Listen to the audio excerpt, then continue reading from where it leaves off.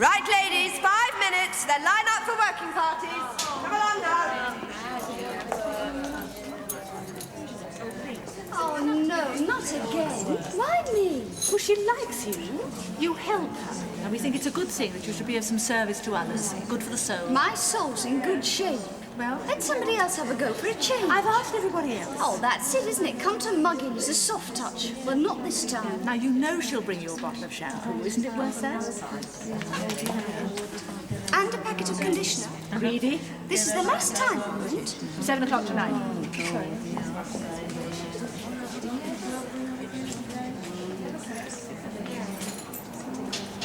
I'm sorry I couldn't visit you last night, Joan. I've seen Gary and Scylla. They're missing you, of course, but they're quite happy in care. And they know it won't be for much longer. You'll be out soon. I'll soon be back. What? I said I'll soon be back in again and all, so what's the use? No one makes you steal from shops and go on stealing. Joan, I wish you'd let the psychiatrist help you. I'm just a number to him like everybody else. That's not true. Miss Parrish wants to know if you'd like a prison visitor this evening. Right, cleaning party move off now. Pencil fillers with me, tailoring with Miss Parson. As quick as you can. Come along now. Come on, Sarah, stop dawdling. Come along, hurry up. You'd be less bored, Vicky, if you did a job of work in here. Nobody's forced to lie on her back all day. It's my natural position. Or had you forgotten what I'm in here for? I suppose I had. I don't just run my little empire, you know. I am an active participant. I like to keep my hand in. After all, there's a certain added thrill in laying the boss. I'm sure your many admirers are duly grateful. Do you know I could use you? That certain mixture of schoolmistress and scorpion. Lots of men go bananas for it. I'll bear it in mind. You still don't want a job of work in here? Not if it's not in my line. I warn you, Vicky, I shall be forced to put you on report if you persistently refuse to work. I don't suppose you want a prison visitor tonight, either. Yeah. Yeah, as a matter of fact, I think I would. I'll arrange it then. Will it be a man?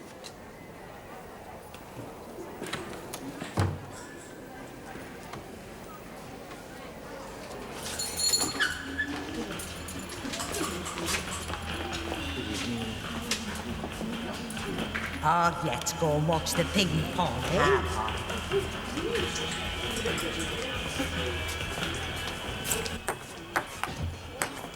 Oh, that's better. Good evening. Miss Lane, nice to see you again. It's actually, isn't it? That's cell down the end there. Thank you. Good evening. You've never thrown poor old Herbert Ackroyd to that Vicky Parker. I had no choice. Apart from Angie Bell, she was the only one who would agree to accept a visit. I suppose at least it's dependable. But you're all right in yourself, though, are you? Keeping well? It's very nice, yes. And not like it used to be in the old days, of course. Oh, well, can't have everything, eh? Brown and cream it used to be. Yes, brown and cream. Such restful colours, I always thought. And strawberries at the Dorchester. You what? And always a bunch of violets. Yes, I dare say. How's your cat? No, your cat. I said, how's your cat? Oh, Pussy. Pussy's very well, thank you. He did the dearest thing yesterday. Or was it the day before? Well, So, where do you go when you don't come here, then, Mr. Ackroyd? Oh, I stay at home, mostly. Never go to Soho, do you? Oh, no, I never go there. What, never? Well, not unless I want something from the market. You know Berwick Market? I know Berwick Market, all right. Of course, you have to pass all sorts of funny little places to get there. Don't you? I don't know about that. I just go to the market. Oh, you just go about with your eyes shut, do you? Well, I didn't mean that, no. So you do know those funny little places? And your window box with the petunias. I hope they're repaying your labours. Oh, no, I have nothing to do with the neighbours. As you say, they are peculiar. It's not like it was in the old days. Even if one didn't speak to one's neighbours, at least one respected them. But you, my dear, how are you? How are they treating you? Oh, lovely, thank you. They haven't beaten me for days. Yes, I heard the food was getting better. And you want to look after yourself too. These visits, they might be too tiring for you. No, I shall never give up my visiting. Never. Do you fancy me, Mr. Ackroyd? What? Oh, no. No. You're not very gallant, are you? Well, No, well, I bet you do all the same. I bet that's what brought you into this little game to begin with. Respectable excuse to talk to girls, bad girls, to get near them. I simply want to help. Oh. Are you married, Mr. Ackroyd? No, No, I didn't think you would be. Would you like to put your hand on my breast? What? No. No.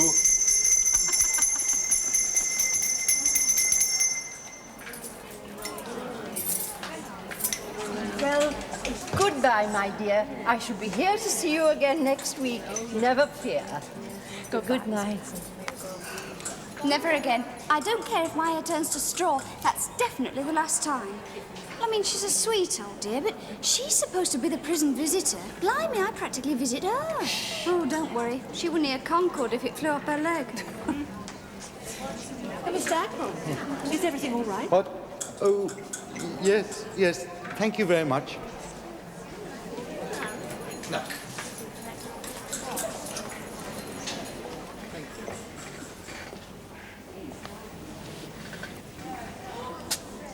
And what are your views, Miss Parrish? The whole system is derelict, obsolete. Prison visiting is a pathetic hangover from the old days. It has no relevance to things as they are today. I must agree, madam. It's come down to us from the time when inmates had no television and few newspapers. And even they were censored. And they were locked in their cells for 18 hours a day.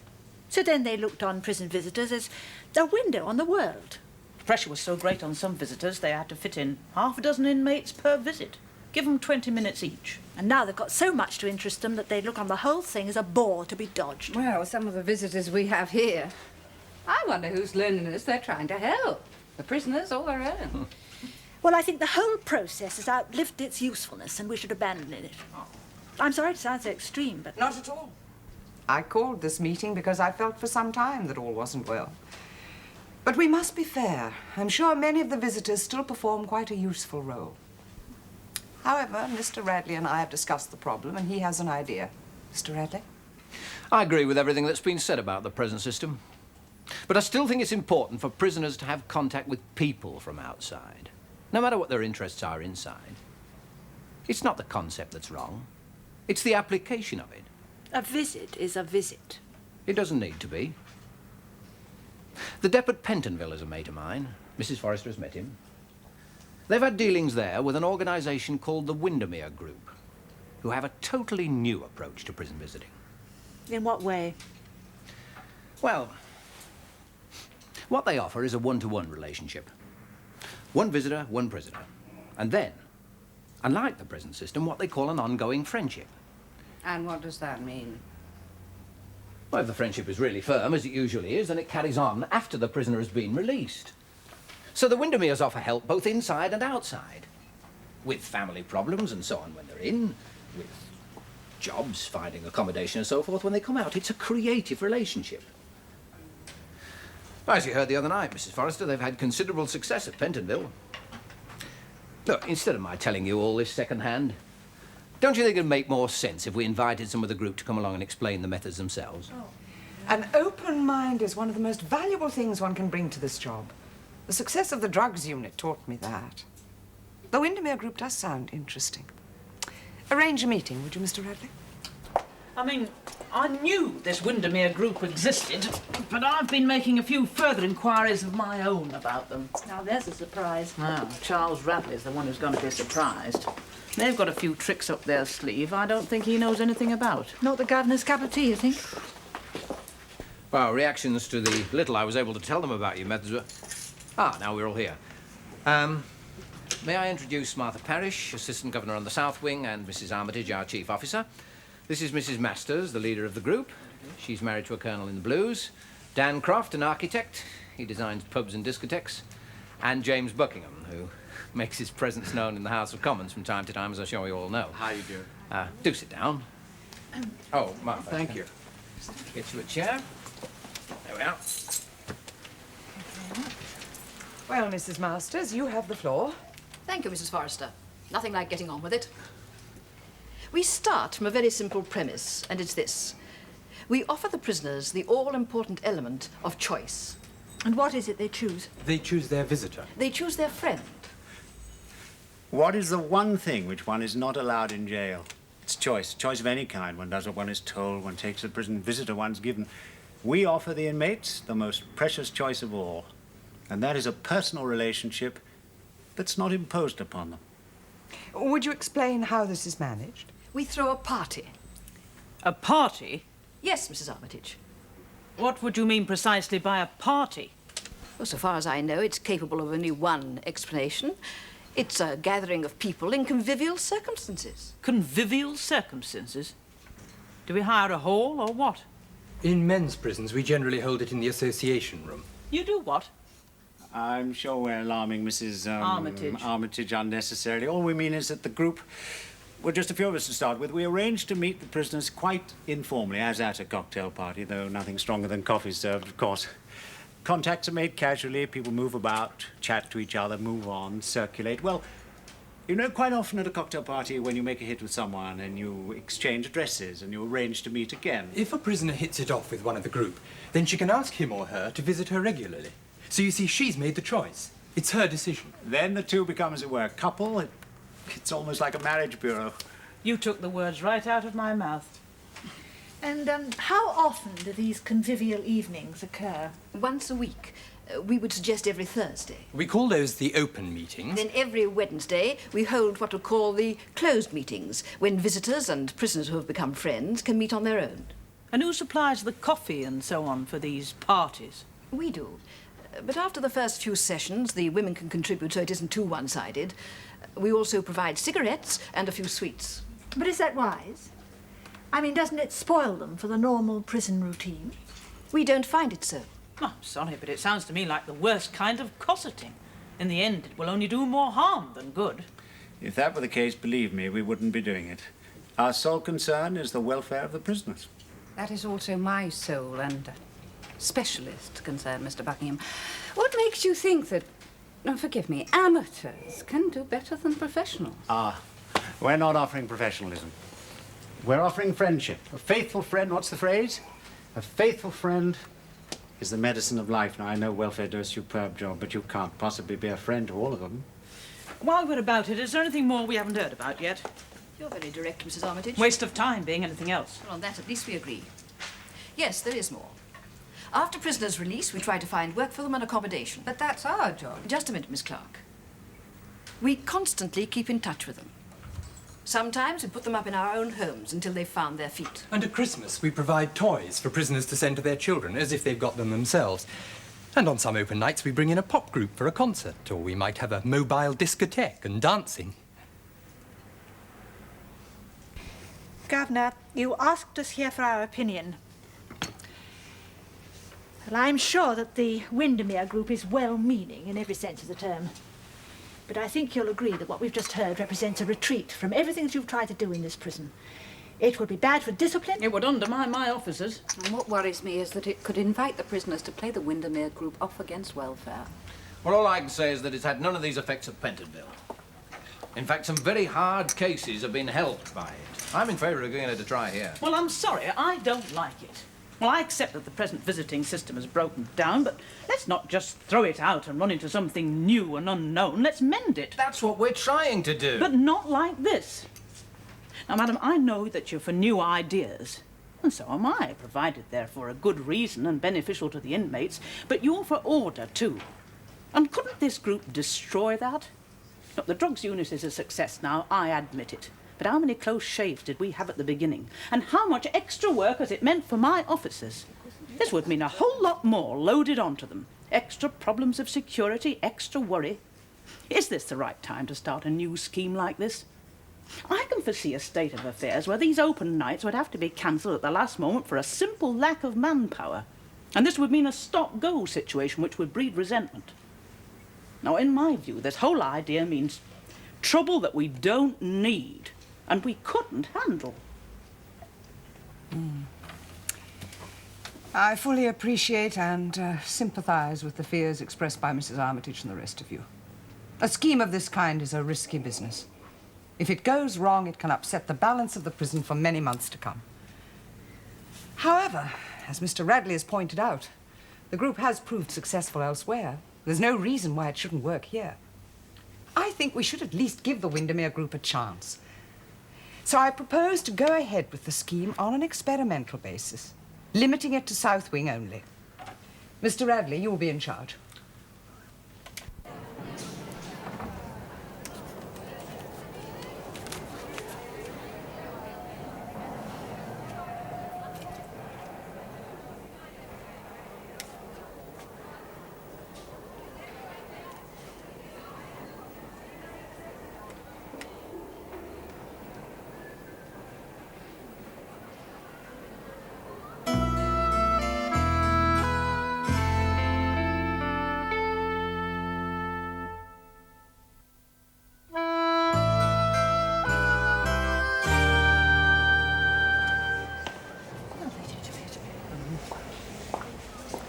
Will those wishing to attend please sign below?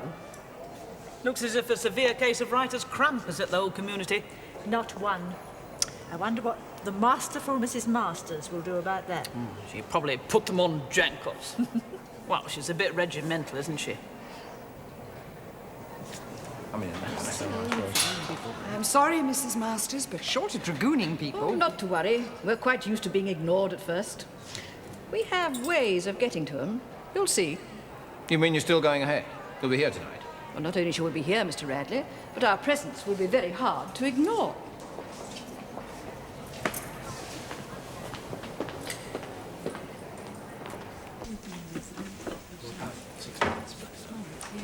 Ah, these are three more of our group, Miss Parrish. Emma Discard, she's a school teacher. Tom Leddy, bank clerk.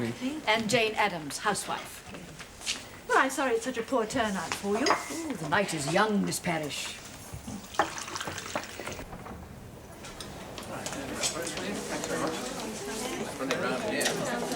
You are on a hiding to nothing, Mr. Radley. I've told you, they just don't want to know.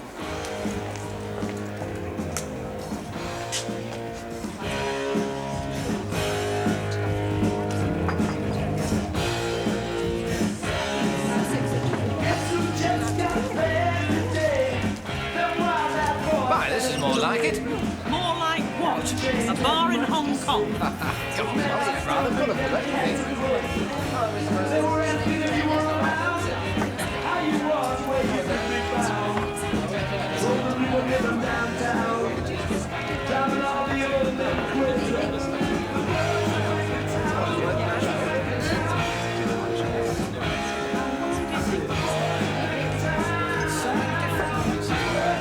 Cup of tea, my dear?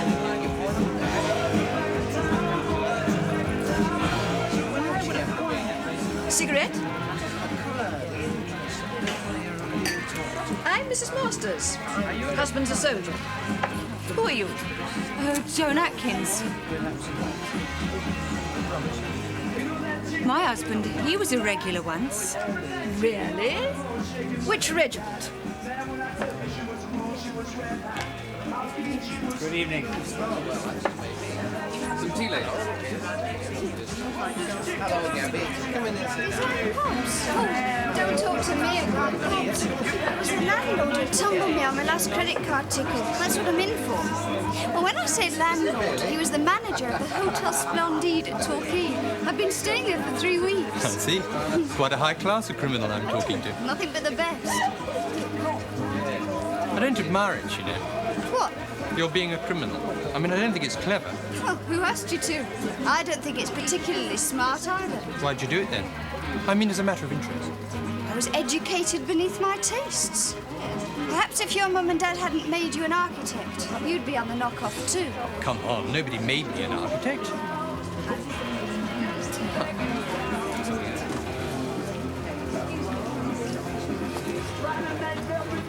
You see, it was when he come out of the army that he changed. You know what army life's like. It suited him. NCO, was he? No, he was always a private. That suited him too. And did all that suit you? It was fine. Yeah. Married quotas and all that. Both had all your decisions made for you. Couldn't cope when you found yourself outside. I didn't say that. Sorry? Misunderstanding. Look, I didn't ask you to poke into me life. Suit yourself. It's all the same to me, my dear. More tea? You do seem to know, though, what it's like. Well, I'd be pretty thick if something hadn't rubbed off on me after all those years as my husband's female, unofficial, unpaid, extra bachelor. I know what you mean. Yes. It's funny how politicians always worry about fallen women. Gladstone was the same, wasn't he? Creeping round back alleys all night, trying to save their souls. Oh, you know about that deal. Cigarette? No, thank you. Yes, he was the pioneer. He blazed the trail for all us kinky hypocrites. You like talking to bad girls, do you, Mr. Buckingham? Ever since an early age, I can't get enough of them. And where did you go to find them before you thought up this little game? Oh, St. James's Park is full of wicked little typists each lunchtime. Just round the corner from the Commons, you know. Very handy. Yes, I take my packet of sandwiches. It's just a cover. Put on a dirty old Macintosh. Are you married, Mr. Buckingham? Divorced. Thought so. I've got 3 or 4 girlfriends, all depraved, of course, and 1 full-time mistress. She's a topless Icelandic go-go dancer that I picked up at the Rotherhithe docks. By the way, may I say how much I admire your boobs? I take it you're not wearing a bra. Get stuffed. Anyone else for tea? Oh, yes, please, dear. Thank you. I shouldn't really. There you are.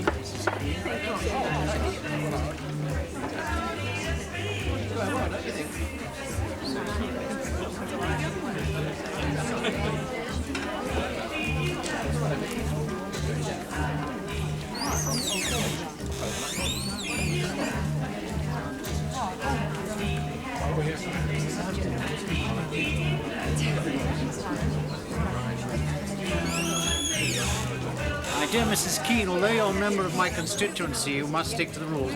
Write to the governor, obtain permission to write to me and state your case, and I'll do my utmost to direct it to the appropriate authorities. Oh, thank you very much indeed. Not at all. You like them fat too, do you? Gigantic. And what exactly are you going to put before the authorities? Before she came in, she was a member of Weight Watchers, and since she's been here, she's put on another stone. No wonder they don't call it porridge for nothing. You seem to manage. Thank you. Look, I'm sorry about all that bitchiness before. It's just that in here we have to take our fun where we can find it. Not at all. It was a good try. But you must remember that a politician has had the piss taken out of him by experts. Now you're being patronising. So I am. Look, let's start all over again. My name is James Buckingham, and I'm Shadow Minister for Organised Chaos. And I'm in here because I'm a believer in organised labour. How do you do? How do you do? We're all going to get a chance. You go. We'll get a chance in a minute. Well, you just look at them. You'd think they were giving away free pardons. They haven't even noticed that lunch is late. Well, can you blame them, Chief? Free fags, free sweets, free tea. Only thing this new group doesn't give them is free coach trips to the seaside. Give them time. It's like grandparents and children. They come once a week, spoil them ruinously, and then we have to pick up the threads and get things back to normal. But the closed sessions are just as bad. I don't know what benefit they're supposed to be. Just makes the women who have regular visitors feel self-important. Take Joan Atkins. She improves a little while Mrs. Masters is with her, but she goes straight back into herself afterwards. Oh, well, I know one madam who's enjoying herself. That is a dress he brought in for her the other day. Seems to have gathered a pretty accurate idea of her measurements. Well, I wouldn't mind so much if he stuck to the group's regular visiting hours. Oh, he thinks it's his privilege to float in any time he likes. I'd love to hear what excuses he gives to the Home Office every time he applies for permission to visit. Yes, but it's all very well. It's got a very bad effect on the other women. They're getting resentful and envious. Speak of the devil. Oh, here comes Springing Park Lane. Romantic, isn't it? Just like Robert Redford and Rackle Wells. Never mind, love. Your man can come and visit you. If only they'd let him out of the park first. Come on now, break it up. Get in line for your lunch, unless you don't want any. Morning, Mrs. A. I trust I find you in good spirits. Oh, you know me, Mr. Buckingham. Buckingham. I'm always a feast of fun, especially when people land on us out of visiting hours. That's the idea. You see, I should be well chaperoned. Yes, it's all right, Mrs. Armitage. I'd like a word with you later, Mr. Buckingham. Certainly. Morning, Vicky. I just thought I'd look in on my way to the house. Do come to my parlour, sir. To take a little tea. Thank you.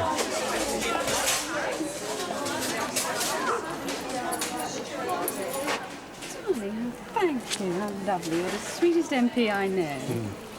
How many MPs do you know? Do you mean professionally or socially?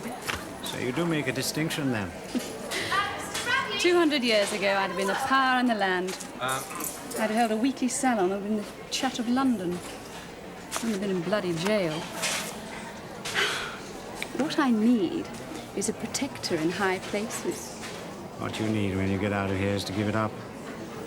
Try to make an honest woman out of me. You'll always be a target. The police will never let you alone. They will, if you tell them to. You overestimate my importance. Yes, that was my mistake, really. I should have concentrated on one man at the centre of things, kept him happy, and let him do all the fiddles and provide all the goodies. Are you going to be a man of power, Jimmy? Well, they do say that behind every man of power is a woman of influence. We'd make a team, you and I. There's any way we can close that damn door? Afraid not. Maybe you can get me parole on compassionate grounds. Yours. I wish I could. There is something you can do for me. Name it. Well, it's just that I'm a little bit worried about my sister. All right, I'll get back to you on it. Yeah, fine.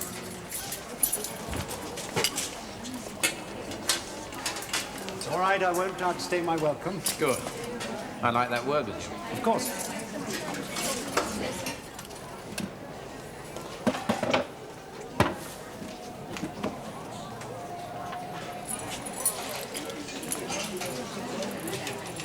You're making things difficult for me. Oh?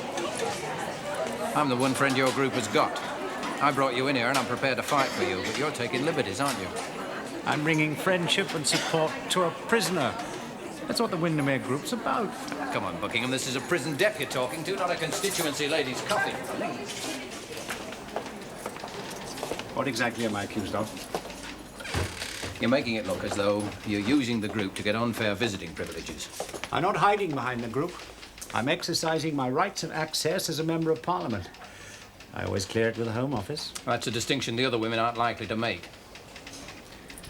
You're identified with the group, and you're hurting it. Then it's up to you to explain it to the other women. No, it's up to you to show some sense of responsibility. Otherwise, you might endanger the whole project. Hello, Mr. Buckingham. You here again?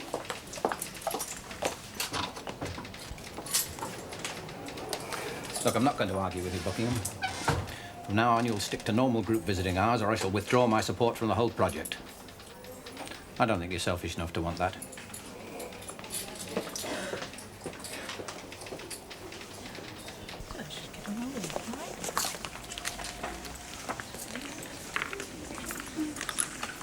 I see the Windermere's Fanny Group are in again tonight. Where's the Sergeant Major? In with Joni.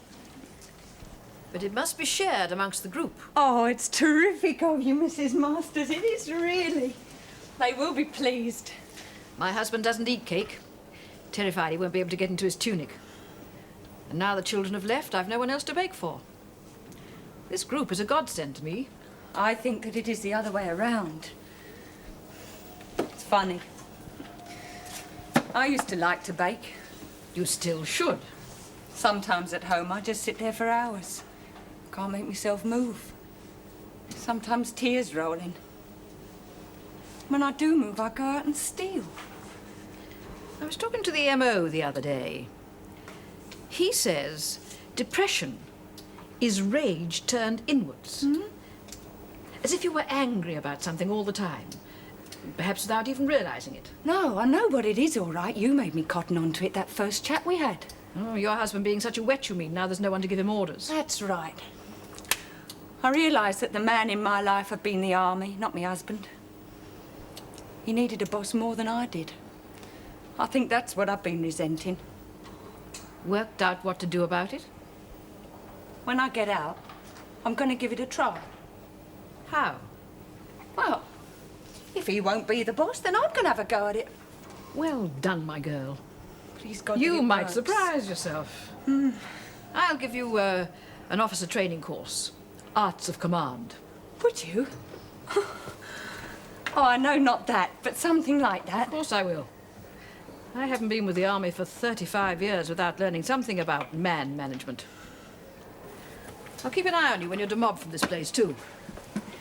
Make sure you're putting my principles into practice. Oh, that'd be terrific. Just like being in the army again. Now then. That's just what we don't want, isn't it? No. I know. You're right. But I mean that it'll be a help.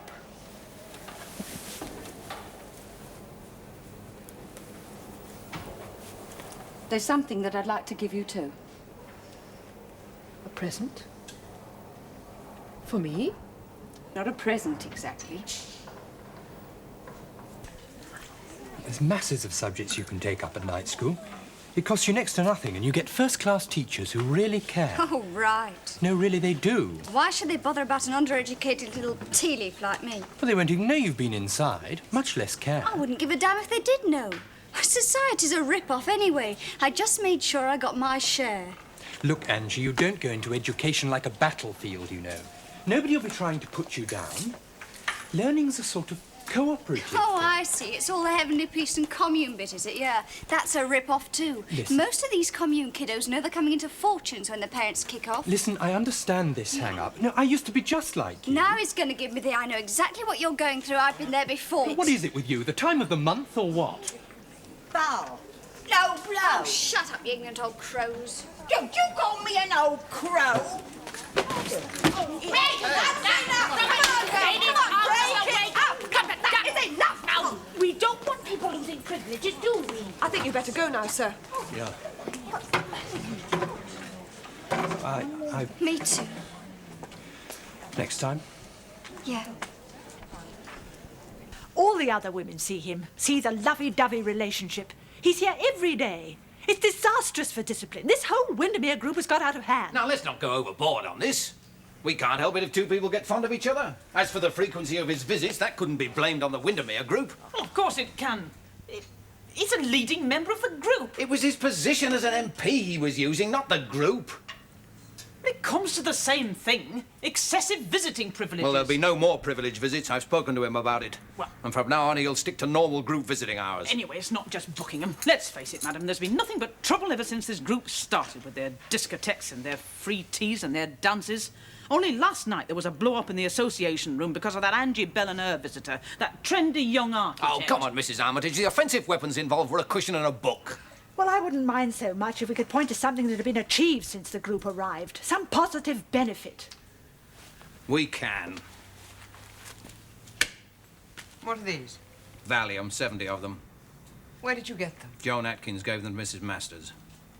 She'd been saving them up every night for weeks, and we all know what prisoners save up tablets for. None of us could help her. We didn't change our mind. Point taken, Mr. Radley. No action against Atkins, naturally. I promise Mrs. Masters that. The group continues. Oh, Chief. What? Can I have a word? My office, right away.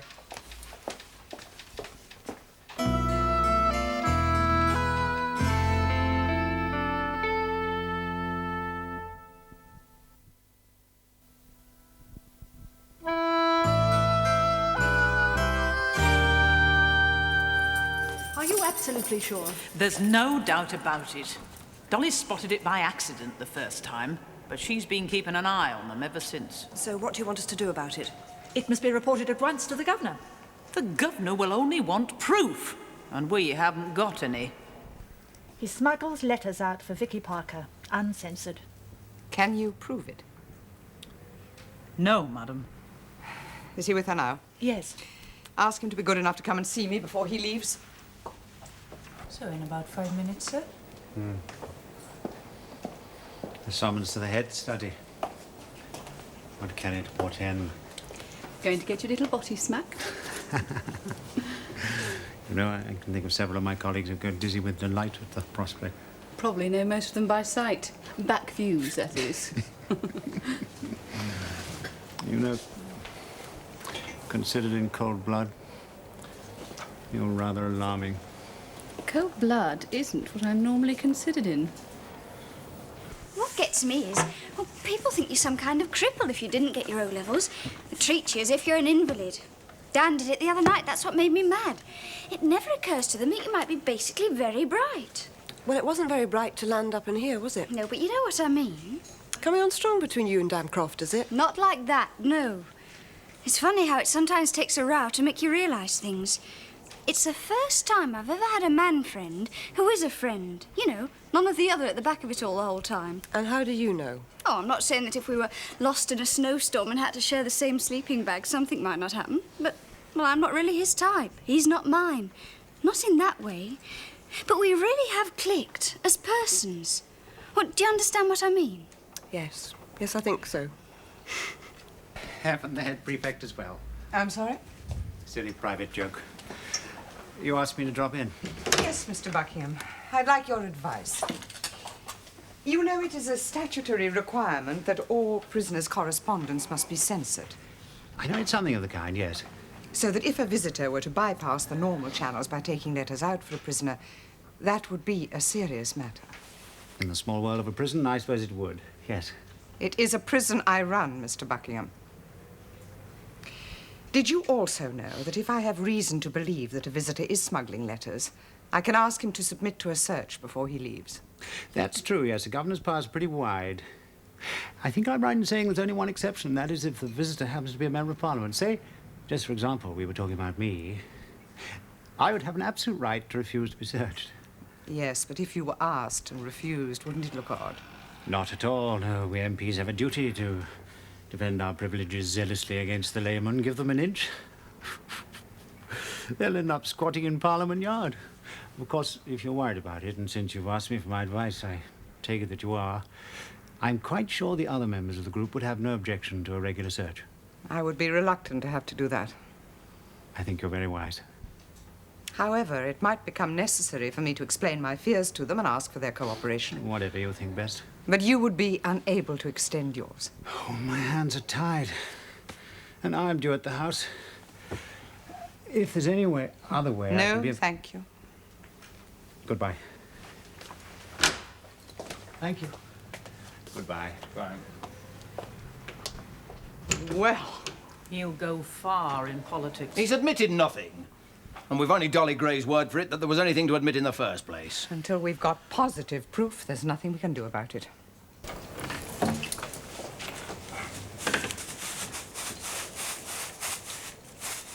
Come on, Dolly. Sit down. You're not on the chain gang. Thanks, Mrs. Armitage. My feet ain't what they used to be. Well, it comes to us all. How's your fingers, then? Good as ever. Go on, show me. It's a silly trick, but I've a small mind. Go on, do it. I've already done it. What?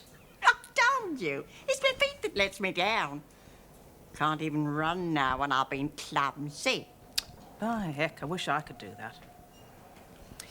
Have you seen the elegant Mr. Buckingham lately? Yes. He got another of them letters from Miss World, too.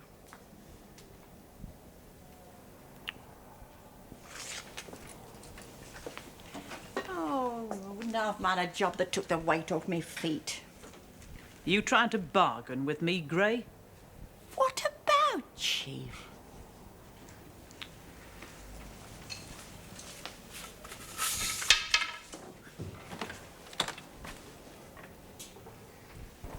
I'll try and get in on Wednesday evening for the regular meeting. Be good. Oh, so sorry, sir. Oh, I couldn't have let that happen for the world. I didn't see it coming. Not at all, not at all. No harm done.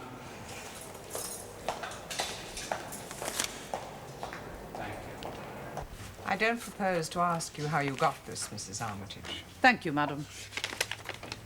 Dear Sis, all goes well with the King's favourite, who is a darling. The King's favourite, presumably Buckingham. Presumably. The thing to remember is that Piggy goes to market on Wednesdays, and if Chief Ironside is waterlogged, all will be well. Waterlogged means bribed, Governor. How on earth do you arrive at that? A waterlogged dropsy a bribe. I see you both do the Times crossword. Pussy has to have chicken for the Paris packet. Don't forget the cockerels for Big Ben, and don't let Tiger Lil get out of hand. She's been getting offers from the leader of the band. Dropsy was as far as any of us got. Yeah, it's the one unbreakable code. A private language of slang and references that only two people share. Do you think this Jenny Parker really is her sister? Well, Dolly seems to think so. And Dolly usually knows. If you ask me, it's a case for the police. I agree. Oh, yes. I can just see the headlines. Stone Park, the MP and the call girl. Mrs. Armitage's ingenious device, whatever it was, for getting hold of the letter. Point taken, Mr. Radley. Surely this is something we can handle ourselves. It's a very good address. Belgravia, no less. I'll go and have a look at the place, if you like. Miss Clark, I think that would be an excellent idea. Hello. Hello.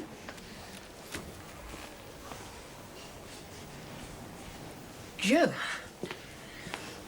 They let me bake it myself in the kitchen.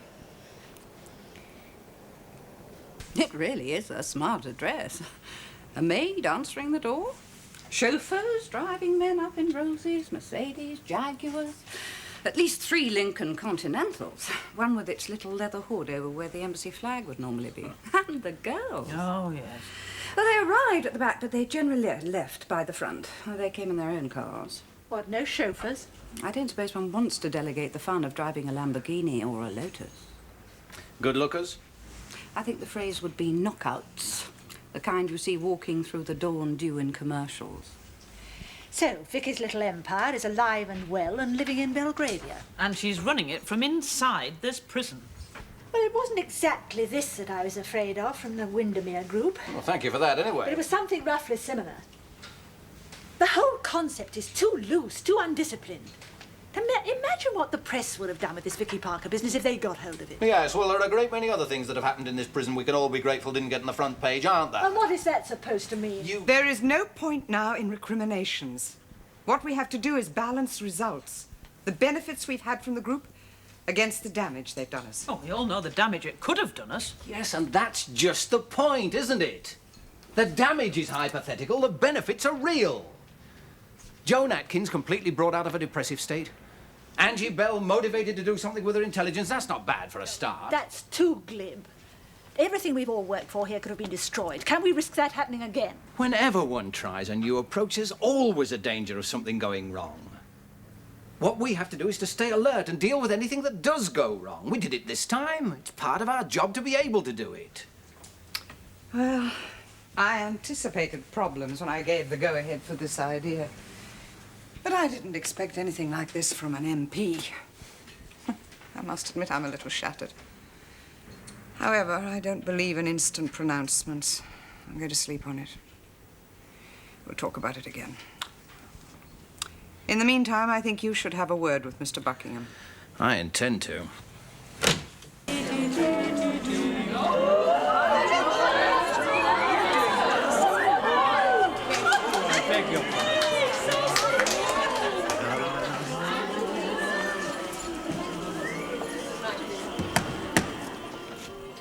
Come in, Buckingham.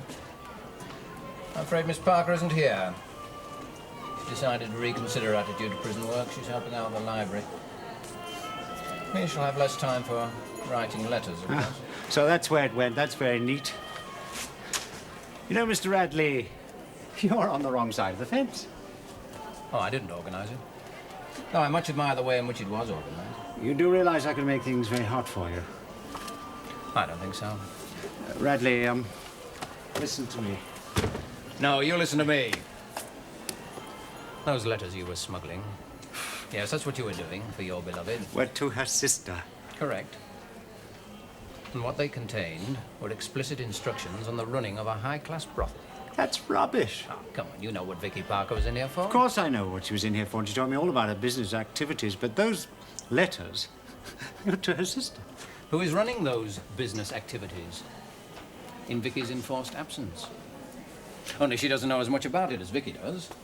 So, with your help, Vicky was giving her a kind of correspondence course. I'm afraid it would look rather bad for you if this were to get out, Mr. Buckingham. Not that it will, of course. Can you guarantee that?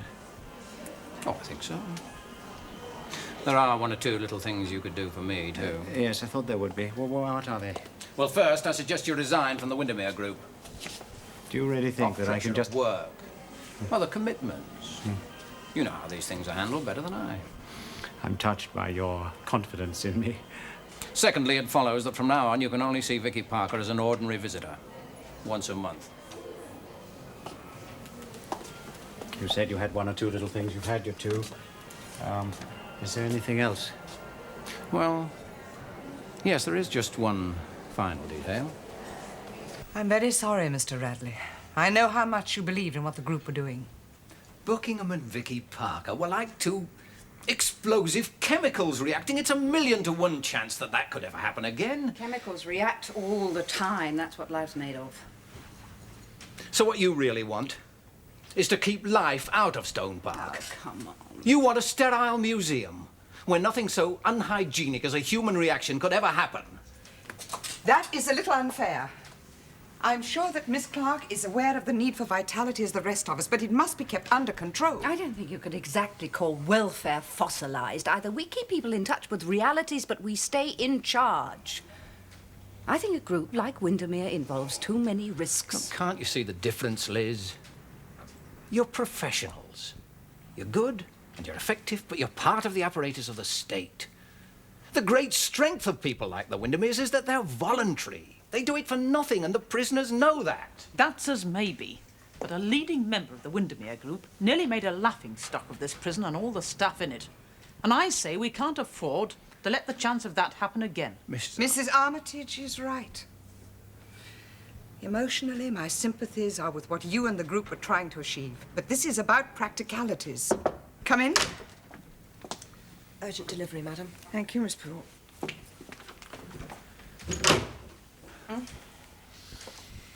It seems that James Buckingham has been speaking about the Windermere group in the House during a debate on social services. And the Home Secretary replied that it was a splendid example of voluntary effort. That's a fix. That's a fix, if ever there was one. It's going to be a little difficult to banish the group from Stone Park just at the moment. Wouldn't you say so, Mr. Radley? Yes, Governor, I would. You use blackmail. Beats picking pockets every time. You...